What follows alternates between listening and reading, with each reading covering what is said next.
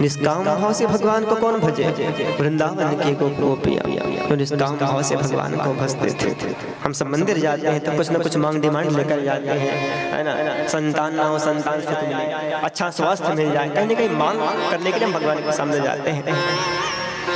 भगवान तो कहते हैं कि तुम जो है सब जो है ना, जितने लोग हो मेरे भक्त बने हो, सब मंदिर आते हो, अपने लिए आते हो, मेरे लिए मांगने कोई नहीं आता, मेरे लिए कोई मांगने नहीं आता, सब अपने लिए मांगने आते हो। कभी मंदिर में जाकर भगवान से पूछे हो कि भगवान आप ठीक तो हो ना, आपका स्वास्थ्य बढ़िया है ना? कभी भाव से भगवान की चरण सेवा की हो बैठकर मंदिर में? कभी आंसू बहाए हो मंदिर में जाकर भगवान के सामने? भगवान के लिए, अपने लिए, भगवान के लिए बहाए हो आंसू? सब स्वार्थी है दुनिया वाले, बिना स्वार्थ के भगवान को कौन भजे?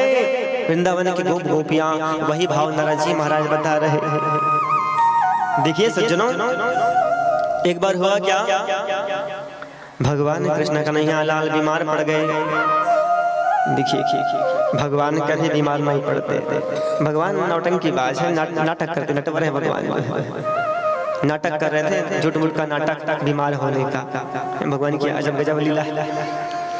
भगवान बीमार पड़ने का नाटक कर रहे, अपने पत्नियों से कहे, धर्मपत्नी, पटरानी, रानी, सबसे कहे भगवान कि जान जाओ हमारा स्वास्थ्य बहुत खराब है, बड़े सिर में दर्द हो रहा, बहुत बुखार लग गया है।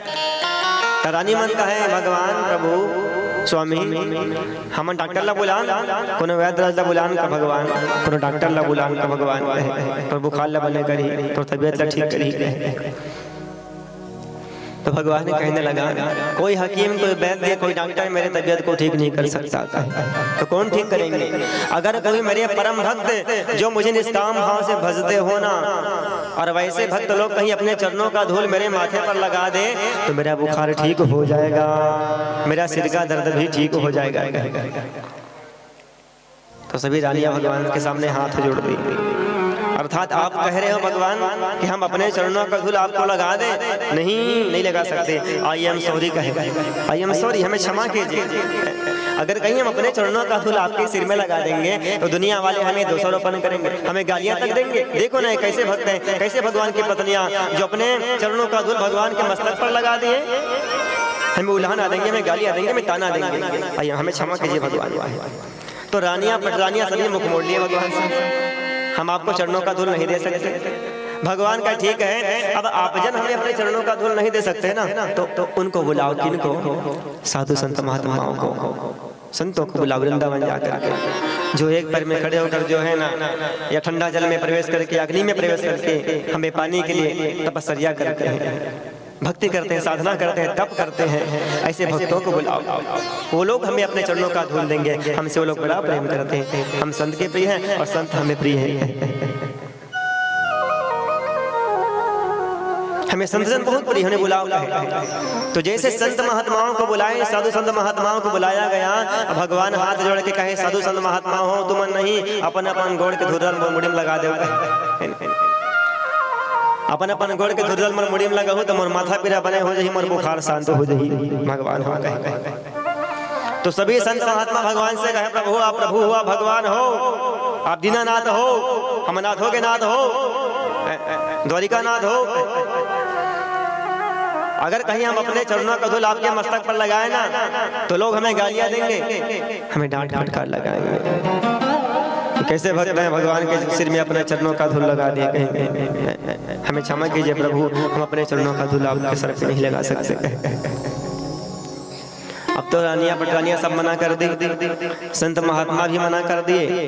तो भगवान का एक काम करो, वृंदावन जाओ और वहां की गोपियों को बुला के लाओ, गोपियों को बुला के लाओ। तो वृंदावन चले गए कुछ महात्मा जो है और गोपियों को बुला कर लाए। भगवान हाथ जोड़ गोपियों से कहे, गोपियों हो तुम मन मोर से कतक प्रेम कर दो।